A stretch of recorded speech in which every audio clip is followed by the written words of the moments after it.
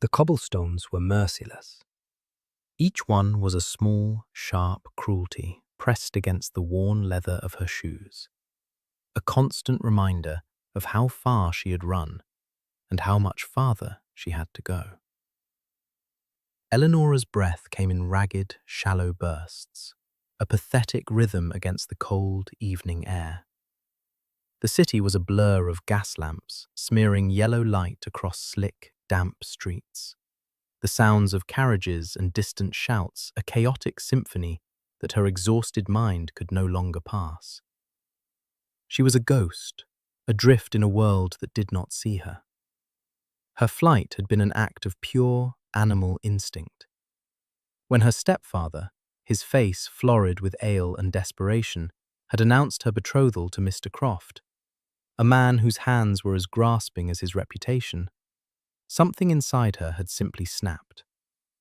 The quiet resignation she had cultivated for years, her only shield against the slow erosion of her spirit, crumbled into dust. She had waited until the house fell into a drunken slumber, packed nothing but a small book of pressed flowers her mother had left her, and slipped out into the night.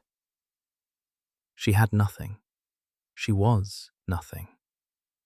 But she would rather be nothing on her own terms than be owned by a man like Croft.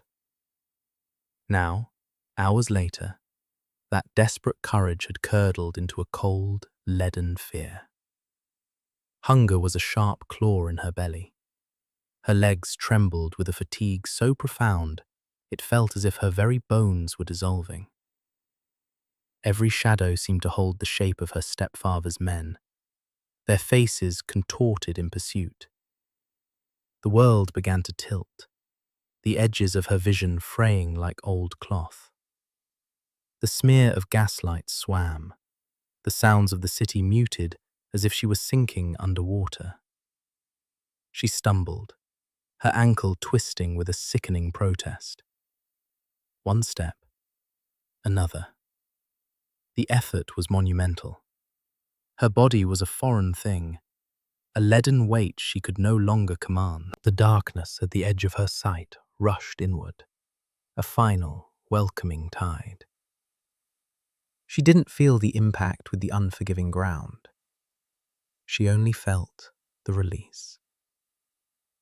She woke to the scent of lavender and beeswax. It was a clean, gentle fragrance that was so at odds with the grime of her flight that for a moment she believed she was dreaming.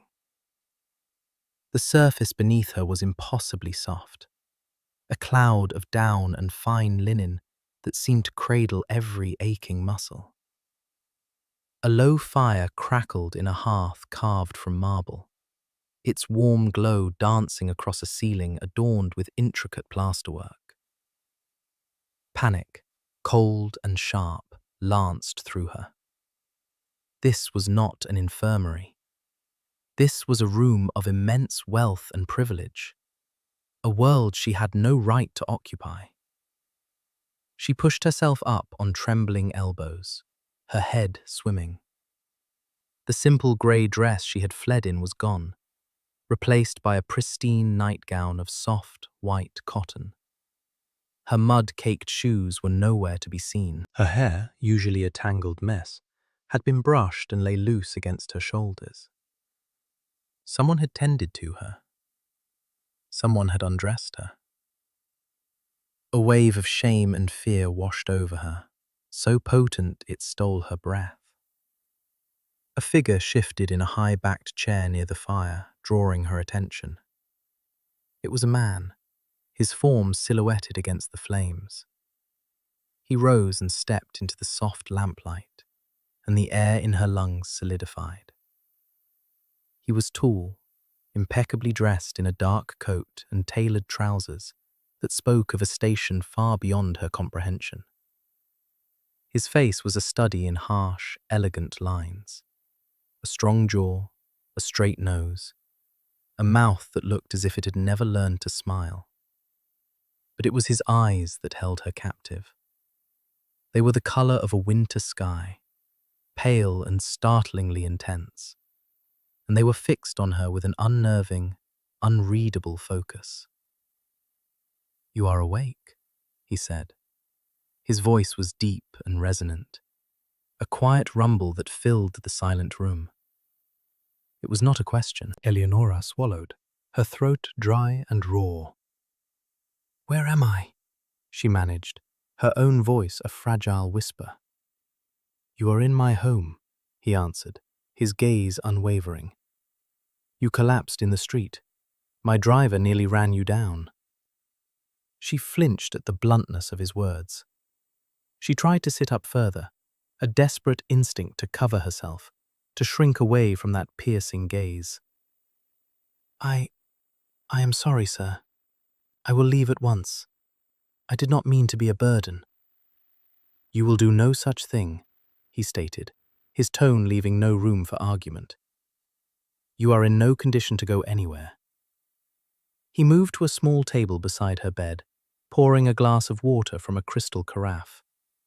He held it out to her. His fingers were long and steady, his hand unadorned by any ring. She hesitated, her mind screaming at her to refuse, to run, but her body betrayed her with a desperate thirst. She took the glass, her trembling fingers brushing against his. His skin was cool, a fleeting, electric touch that sent a shiver through her. She drank the water greedily, the cool liquid a balm on her parched throat. When she was done, she dared to look at him again. He had not moved. He was still watching her, his expression a mask of aristocratic indifference. Yet there was something in his eyes, a flicker of something that was not disinterest. It was a focused, searching quality that made her feel as if he were looking not just at her, but into her. "Why?" she whispered, the glass shaking in her hand. "Why bring me here? A stranger from the street?" He was silent for a long moment, the only sound the soft crackle of the fire. "Because I have seen your face before," he said, his voice low and deliberate. The words fell into the quiet room like stones into a frozen pond. Eleonora's heart hammered against her ribs. It was impossible. No one knew her in this city. She was a nobody, a runaway. "You are mistaken, sir," she said, her voice shaking. "I have never—" "I am not mistaken," he interrupted, his tone firm. "I do not make mistakes." He looked at her, truly looked at her, and for the first time she saw a crack in his formidable armor. It was a flash of something akin to confusion? Or perhaps recognition so profound it bordered on disbelief. "I do not yet know where, but I will." She didn't know who he was. She didn't know why he had saved her. But as he stood there, a powerful, enigmatic figure in a room of impossible luxury, he was looking at her like he had been waiting. And that, more than anything else, was the most terrifying thing of all. The days that followed were a strange, disorienting dream. She learned his name from a quiet, efficient housekeeper named Mrs. Gable. He was the Duke of Alveston, a name that meant nothing and everything to her. It explained the grandeur of the house, the silent deference of the staff, and the aura of absolute authority that clung to him like a cloak. But it explained nothing about his interest in her. Eleonora was a guest, a prisoner, a curiosity. She was confined to a suite of rooms, the bedroom she had woken in, and an adjoining sitting room with a small balcony overlooking a vast, manicured garden. She was given clothes, simple but beautifully made dresses of muslin and soft wool, procured by Mrs. Gable with an unnerving efficiency. Meals were brought to her on silver trays. She was treated with a distant, impeccable courtesy that felt more isolating than any cage. The Duke, Alaric, as she learned to call him in the privacy of her own thoughts, was a fleeting but potent presence. He would visit her once a day, usually in the late afternoon. He never stayed long. Their conversations were stilted, formal affairs. He would inquire after her health, ask if she needed anything, and then he would simply stand there, watching her with those piercing grey eyes. He never asked about her past, where she had come from, or why she had been running. He seemed to be waiting for something, but for what, she could not fathom. One afternoon, he found her sitting by the window, staring down at the garden where a lone gardener meticulously pruned a rosebush. The silence between them stretched, thick with unspoken questions. Eleonora's fingers tightened in her lap. She could not bear it any longer. "Your Grace," she began, her voice small but clear. "I do not understand any of this. You must tell me what you want from me. If it is recompense for your kindness, I have nothing to give." He turned from the window, his expression unreadable as ever. "I want nothing from you," he said. "Then why am I here?" she pressed, a note of desperation creeping into her voice. "Why keep me in this gilded cage? Am I a prisoner?" A flicker of something, was it irritation, crossed his features. "If you were a prisoner, lady, miss," he corrected himself, a slight hesitation on the title. "You would not be in a suite of rooms furnished with silks and fresh flowers. You are a guest." "Guests are allowed to leave," she countered, her courage surprising her. "Are you so eager to return to the streets from which I found you?" he asked, his voice edged with ice. The question was a sharp, painful reminder of her utter helplessness. She had nowhere to go, no one to turn to. He knew it, and the knowledge was a weapon he wielded with devastating precision. She looked away, her gaze falling to her hands. Defeated, she whispered, "No." He said nothing for a moment. When he spoke again, his voice was softer, stripped of its previous coldness. "I am merely trying to understand something. Be patient." Before she could ask what he meant, he was gone, leaving her alone with the silence and her swirling, unanswered questions. The next day, a package was delivered to her room. It was a large, flat box wrapped in brown paper. Inside, nestled in tissue paper, was a set of drawing pencils, several sticks of charcoal, and a thick portfolio of high-quality sketching paper. There was no note. There was no explanation. Eleonora stared at it, her heart constricting in her chest. It had been years since she had held a proper pencil. Sketching had been her secret solace in her stepfather's house, a small act of creation in a life of stifling emptiness. She would use scraps of wrapping paper and burnt twigs from the hearth, hiding her drawings under a loose floorboard in her room. How could he have known? It was impossible. It had to be a coincidence, a generic gift for a lady of leisure. But it felt too specific, too personal. It felt like he had looked past the ragged girl he had found in the street and seen something she thought she had hidden from the world. She took a pencil in her hand, the smooth, weighted wood a familiar comfort. She opened the portfolio to a clean white page and began to draw. She drew the rosebush in the garden below, her fingers moving with a forgotten fluency. As the image took shape on the page, a small, fragile piece of herself began to mend. The Duke of Alveston was an enigma, his motives a mystery. But with this single, thoughtful gift, he had given her back a part of her own soul. It was a crack in his armor, a glint of warmth in the winter of his demeanor, and it frightened her more than all his coldness had. It hinted at a man far more complex and dangerous than the one she had imagined. Weeks bled into a month. Eleonora settled into a strange rhythm within the grand, silent house. She spent her days reading from the Duke's immense library and sketching in her sitting room. The art supplies were her salvation. She drew everything she could see from her window: the shifting patterns of clouds, the precise geometry of the gardens, the way the evening light caught on the stone balustrade of her balcony.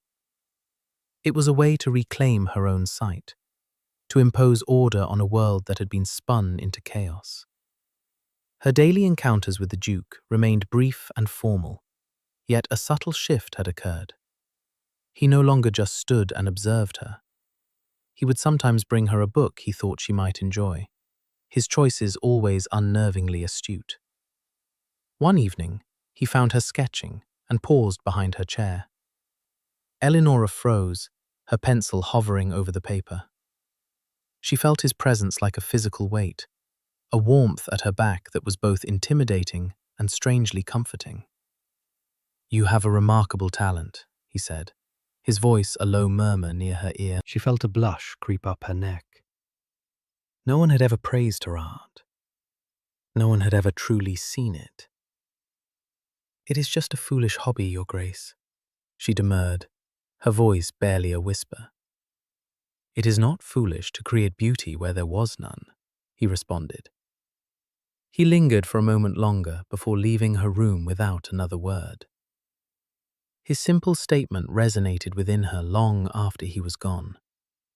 He had not called her work charming or a fine pastime for a lady. He had called it beauty.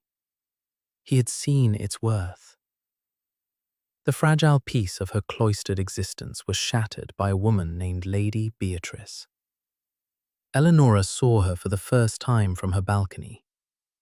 A lavish carriage had pulled up to the front entrance, and from it emerged a woman of breathtaking beauty, dressed in the height of fashion. She moved with an air of confident ownership, linking her arm through the Duke's as he escorted her inside. A pang of something sharp and unfamiliar twisted in Eleonora's chest. It was a foolish feeling, one she had no right to, but it was there all the same. The whispers started soon after. She would catch snippets of conversation from the housemaids as they cleared her trays or turned down her bed. They spoke of Lady Beatrice's frequent visits, of society's expectation that she would soon be the next Duchess of Alveston. And they spoke of the mysterious guest hidden away in the West Wing. In their hushed tones, Eleonora heard her own story twisted into something sordid and ugly. She was the Duke's mistress, his commoner plaything, a secret shame to be kept out of sight. The words were like tiny poisoned barbs. She knew she should not care what these people thought, but the shame was a familiar cloak, and it settled heavily on her shoulders. Was that what she was? Was the Duke's strange kindness simply a prelude to a dishonorable proposition? Her fear, which had been lulled by soft linens and quiet afternoons, returned with a vengeance. The Duke must have sensed her withdrawal. He found her one evening, pale and silent, her sketchbook lying untouched on the table. He regarded her for a long moment, his brow furrowed in a rare display of emotion. "You are troubled," he stated. Eleonora could not meet his eyes. "The staff, they talk," she said, her voice strained. "They believe that I am here for an improper reason." His expression hardened, his jaw tightening almost imperceptibly. "What my staff believes is of no consequence," he said, his voice dangerously quiet. "And what society gossips about is less than air. You are not here for an improper reason. You are my guest, under my protection. That is the only truth that matters." His fierce defense of her honor should have been reassuring, but it only deepened the mystery. "Protection from what?" she asked, finally looking up at him, her eyes pleading for an answer, for any piece of solid ground in this swirling sea of uncertainty. He held her gaze, and for a heartbeat, she thought he would finally tell her. She saw a conflict in his eyes, a war between his ingrained reticence and some other, more urgent impulse. But the moment passed. The mask of cool indifference slipped back into place. "From the world," he said simply, "which is, as you know, a cruel and unforgiving place." His protection was put to the test sooner than either of them could have anticipated. He was hosting a small, unavoidable charity musicale, and he insisted that Eleonora attend. "It is time you left these rooms," he had said, his tone brokering no argument. "You will remain by my side. No one will dare to trouble you." Dressed in a simple but elegant gown of deep blue silk that Mrs. Gable had produced, Eleonora felt like an imposter. She descended the grand staircase on the Duke's arm, her hand trembling on his sleeve. The ballroom was a glittering spectacle of jewels and silks, the air thick with perfume and the low hum of polite conversation. Every head turned as they entered.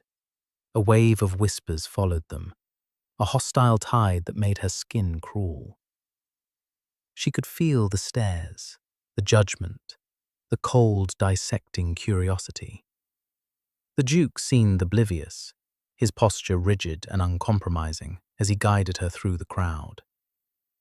He was leading her toward a quiet alcove when a sharp, musical voice cut through the air. "Alaric, darling, I nearly thought you were not coming down." Lady Beatrice glided toward them, her smile a brilliant, predatory slash of red. Her eyes, the color of hard, polished jade, swept over Eleonora with blatant disdain before settling on the Duke. "And you have brought your little charity case," she said, her voice dripping with venomous sweetness. "How very noble of you, Duke, plucking strays from the street." The insult was so direct, so public, that a hush fell over the nearby guests. Eleonora felt the blood drain from her face. She wanted the floor to swallow her whole. She felt the Duke's hand on her arm tighten, a steady, grounding pressure. He turned his head slowly to face Lady Beatrice, his expression utterly devoid of warmth. His voice, when he spoke, was not loud, but it cut through the silence with the chilling precision of a shard of ice. "This lady," he said, his eyes never leaving Beatrice's, "is Miss Vance. She is my honored guest, and you will afford her the same respect you would afford me. Or you will find the doors to this house, and to every other house of consequence in London, permanently closed to you." The threat was delivered so calmly, so matter-of-factly, that it was all the more terrifying.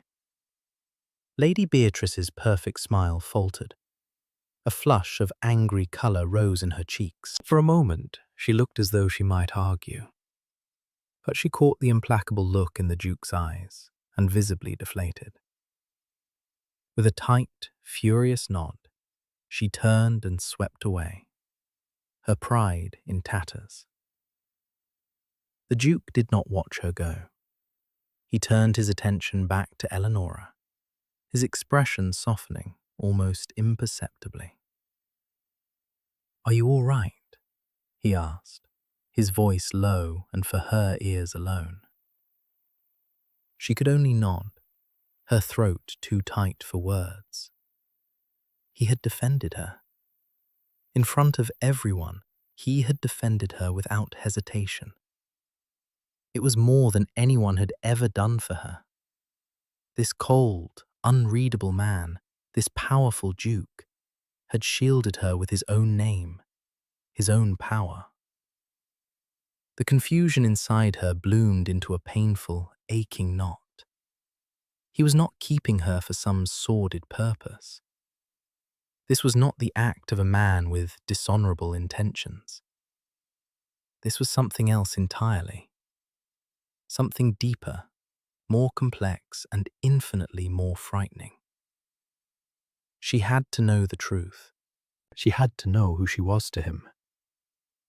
Later that night, after the last guest had departed, Eleonora waited for him in the library. The fire had been banked, and the vast room was filled with shadows. She stood by the hearth, twisting her hands together, her borrowed courage threatening to desert her. When he finally entered, he looked weary, the rigid control he maintained in public having eased slightly. He stopped when he saw her, a flicker of surprise in his eyes. "I could not sleep," she said, her voice shaking slightly. "Your Grace, Alaric, I cannot continue like this." He walked over to the decanters on a side table, pouring 2 glasses of brandy. He handed one to her. She took it, the warmth of the glass seeping into her cold fingers. "Tonight," she began, her voice gaining strength, "you defended me. You humiliated a woman of your own class for me. A woman they say you mean to marry." She took a deep breath. "Why? You said you recognized me. You said you had seen my face." "Who do you think I am?" He swirled the brandy in his glass, his gaze fixed on the amber liquid. He seemed to be weighing his words, his secrets. The silence stretched, thick and heavy, until she thought she would break from the tension. Finally he looked at her, and the mask was gone. In its place was a profound weariness, a sadness that seemed to seep from the very depths of his soul. "I did not lie to you," he said, his voice low and rough with an emotion she could not name. "I have seen your face every day for the last 15 years. Eleonora stared at him, utterly bewildered. "That is impossible. I have never left my stepfather's home until—" "It was not your face precisely," he interrupted, his eyes holding hers. "It was your mother's." The world seemed to stop. Her mother. Her mother was a ghost, a faded memory of lullabies and the scent of rain on summer dust. She had died when Eleonora was just a child. "My mother?" she whispered. "She was a simple countrywoman. You could not have known her." He set his glass down and walked over to a heavy oak desk. He unlocked a small, ornate box and took something out. He came back to her and pressed a cool, heavy object into her palm. It was a miniature portrait, exquisitely painted on ivory and set in a delicate gold frame. She looked down at it, and her breath caught in her throat. The woman in the portrait could have been her twin. She had the same wide-set dark eyes, the same curve of her mouth, the same stubborn set to her chin. It was her own face, but older, imbued with a confidence and serenity she had never known. Tears welled in her eyes, hot and sudden.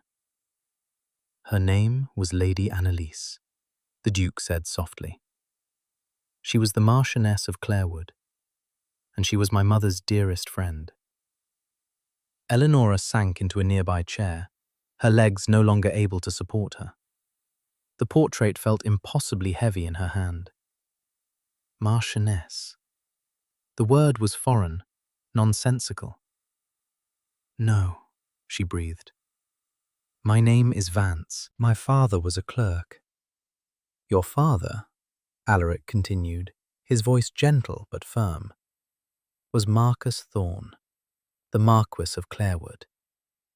After your mother died in a carriage accident, he was consumed by grief. He adored her.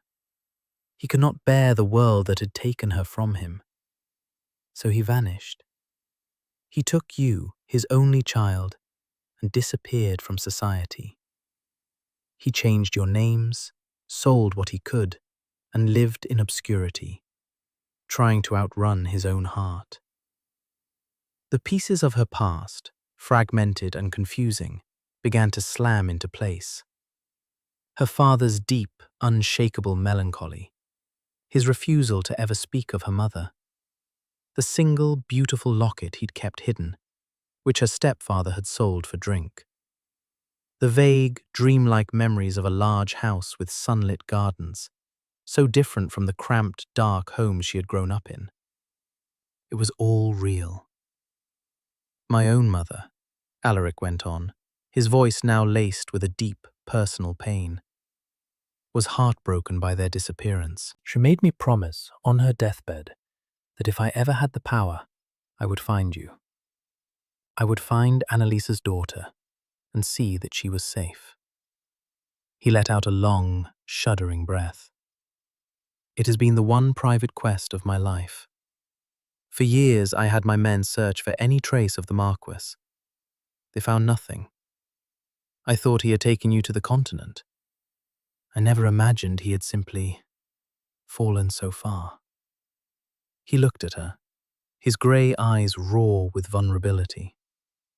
The night I found you, when you looked up at me in the lamplight, it was like seeing a ghost. It was Annalise's face, young again. I knew.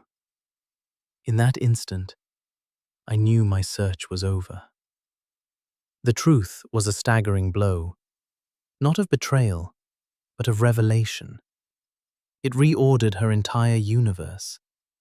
She was not Eleanora Vance, a nobody running from a squalid future. She was Lady Eleanora Thorne, the daughter of a marquis and a marchioness. She had a history. She had a name. She looked from the portrait to the Duke's face, the coldness, the distance, the inscrutable demeanor. It all made sense now. It was not indifference. It was the rigid discipline of a man burdened by a lifelong promise. A man who had found what he was looking for, but did not know what to do next. He had been protecting not just a stranger, but a legacy. His kindness, the art supplies, his fierce defense of her. It was all part of a sacred duty he had undertaken for his mother, for her mother. All this time, she whispered, her voice thick with unshed tears.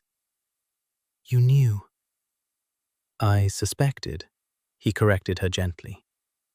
I had to be certain. I have spent the last month confirming it, tracing your father's path from a grieving nobleman to a broken man named Thomas Vance. He died 2 years ago, did he not? She nodded, the memory a dull ache. Of a fever. The man you call your stepfather was simply a landlord to whom he owed a great deal of money, Alaric finished. A cruel opportunist. Eleanora looked down at her hands, at the portrait of the mother she barely remembered. She was an heiress. She had a place in the world. She was not powerless. The realization was a slow, dawning light, chasing away the shadows of a lifetime. She felt a profound, overwhelming sense of gratitude, not for the title or the wealth, but for the truth. He had given her back her own story.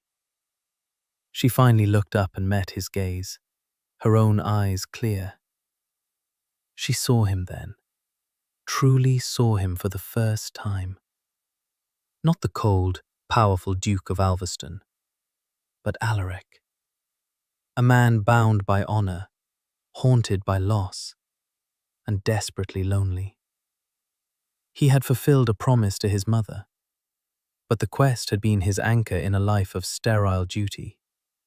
And now, it was over. Thank you, she said, the words simple, but imbued with the weight of her entire being. She rose from her chair and did something that shocked them both. She reached out and placed her hand on his arm. His muscles tensed beneath her touch, but he did not pull away. You have given me back myself. In that quiet, shared moment, the space between them changed. It was no longer the vast gulf between a duke and a commoner, a savior and a victim. It was the space between two people who had both been shaped by the ghosts of the past, who had finally found a safe harbor in the truth. A first, fragile thread of understanding was woven between them, a connection that had nothing to do with duty or obligation, and everything to do with a shared, profound humanity. The future was a blank page, but for the first time in her life, Eleonora felt she had the strength to write her own story upon it. A year passed.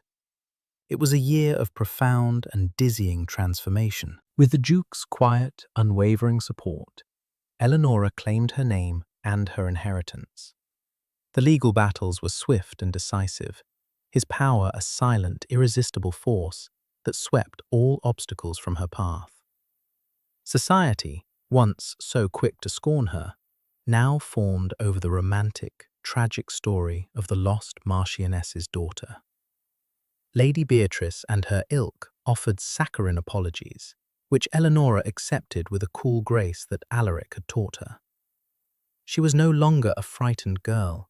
She was Lady Eleonora Thorne, a woman of substance and standing. She took possession of Clarewood Manor, the sun-drenched home of her earliest memories. It had fallen into some disrepair, but she poured her energy into restoring it, finding a deep satisfaction in bringing beauty back to a place that had been neglected. But she did not live there. She could not. Her home was now Alveston House. Her relationship with Alaric had evolved slowly, cautiously. The formal titles and stilted conversations gave way to shared meals, quiet evenings in the library, and long walks in the garden. She learnt the man behind the ducal mask. She discovered his dry, subtle wit, his passion for ancient history, and the profound loneliness he had carried for so long. He, in turn, learned her. He would sit for hours, watching her sketch, a rare, soft smile touching his lips. He saw her resilience, her quiet strength, and the kindness that had not been extinguished by years of hardship. He proposed to her on a rainy afternoon in the library, the place where she had learned the truth of her past. There was no grand declaration, no kneeling. He simply took her hand as they stood by the fire, his thumb stroking her knuckles. "I find," he had said, his voice a low, serious rumble, "that the house is unbearably silent when you are not in it. I believe it would be a great inconvenience to me if you were ever to leave." He paused, his gaze intense. "Eleonora, will you marry me?" She had smiled, a true, radiant smile that reached her eyes. "It would be my great pleasure, Alaric, to be a permanent inconvenience." Now, on the first anniversary of the night he found her, she stood on her old balcony overlooking the gardens of Alverstone House. The air was crisp with the promise of autumn. Below, Alaric was talking to the head gardener, his posture relaxed, his face turned to the sun. He laughed at something the gardener said, a full, genuine sound that carried on the breeze. It was a sound she had come to cherish, a sound that had filled the once silent halls of his home and his heart. She had her sketchbook in her hands, the pages filled with the life they were building together. There were drawings of the restored rooms at Clarewood, of the sea from a trip they had taken to the coast, and dozens of sketches of Alaric. Alaric reading, Alaric riding, Alaric sleeping in a chair by the fire. He looked up then, as if sensing her gaze, and his eyes met hers across the distance. The smile he gave her was one of pure, unadulterated affection, a private language that belonged only to them. He was no longer the cold, unreadable Duke. He was simply her husband, her Alaric. She had fainted in the street, a girl with nothing but a stolen book of flowers and a history she did not know. She had woken up in a duke's house, a prisoner of his mysterious kindness. He had looked at her like he had been waiting, and she had not known that he had been waiting his entire life. He had been waiting for a promise to be fulfilled, for a ghost to be laid to rest, for a woman who could see the man he was and fill his empty world with light. True freedom, she had learned, was not about escaping a gilded cage. It was about finding the one person who gave you a reason to stay. A person's worth was not in their name or their station, but in the strength of their heart. And love, she now knew, was not always a sudden fire.